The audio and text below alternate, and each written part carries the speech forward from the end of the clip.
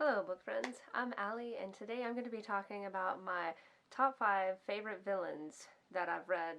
I guess these books span back probably to elementary school too.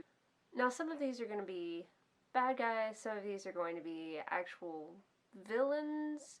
I guess that's kind of an interchangeable word. There may be mild spoilers in this, so if you don't want to know the bad guys in certain stories, I will be sure to let you know which story I'm talking about, and I will leave a timestamp in the description box down below so you can skip around if you would like to. So let's get started. The first one I have is A Wrinkle in Time. I will have mild spoilers with this one because the bad guy isn't really talked about until you actually get to that part of the book. So if you haven't read this and you plan to read this, you might want to go ahead and skip ahead. The bad guy in this book, who is called just It, was terrifying. He was able to get inside your head. He could control your thoughts. He could change your personality. He could just manipulate who you are at any point. And that was so scary for me whenever I was a child. This was straight up a brain. And it was a super brain. And it was so terrifying. Everything that it knew about the characters and how it manipulated people. This one was one of the scariest that I remember reading when I was younger. It terrified me. My next one is The Princess Bride by William Goldman, and this is my copy that I've had. This is actually the very first copy that I ever got in like 4th or 5th grade, whenever I found out that it was actually a book and not just a movie.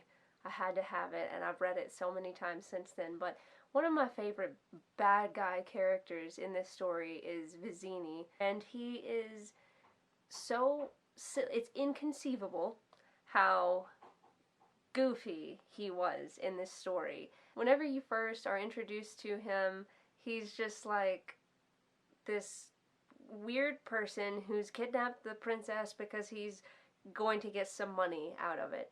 And then he just progressively gets sillier, it seems. He does his best to foil the Man in Black, and we know how that goes if you've read this story.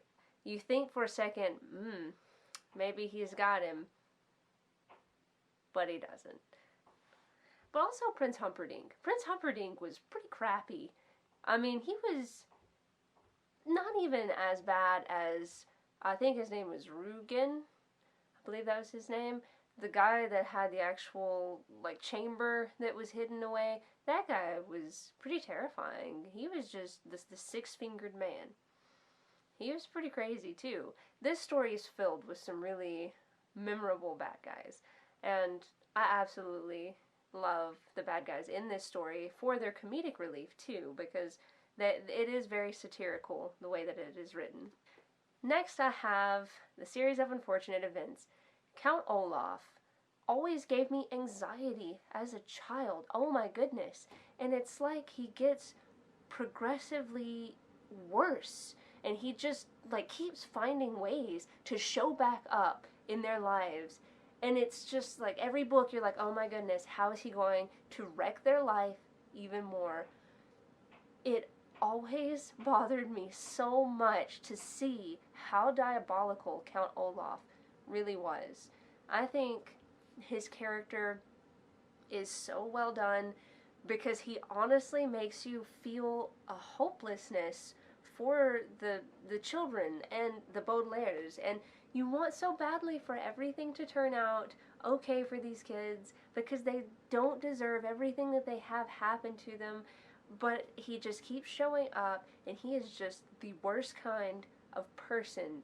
And he always was just terrible. Next I have Coraline. There are some mild spoilers here. In Coraline, the other mother seems like she's amazing. Oh, she's going to do all these wonderful things for you. She's going to cook you meals and she's going to be incredible. But then, she's not incredible. She's terrifying. She comes out of the blue being horrible. And then you're caught in the crawl space in the other dimension, And the other mother is just like, she wants to give you button eyes. Well, she wants to give Coraline button eyes. But just, it's terrifying.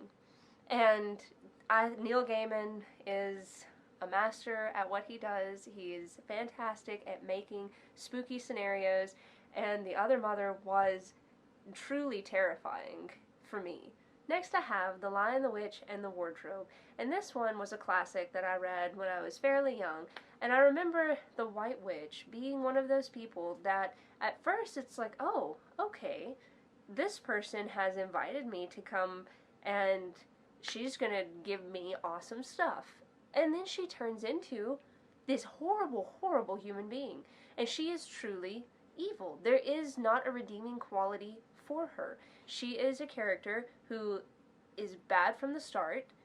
She continues to do horrible things to people, and then she doesn't stop until they make her stop. And she wouldn't stop unless she had been. And that's very scary to think that that kind of honest, true evil is like attacking the children and trying to separate them and trying to have control over all of Narnia. She was a truly scary bad guy because she never had any type of redeeming quality to her. She was just evil, and she did not care about people at all. She didn't care to hurt people, and that's scary. So this concludes my chat about villains and bad guys. If you have read some of these books and you agree that the bad guys are either terrible or laughable, whichever you may think, drop me a comment down below and let's chat about it. Who are some of your favorite villains? Until next time, guys, I will see you later.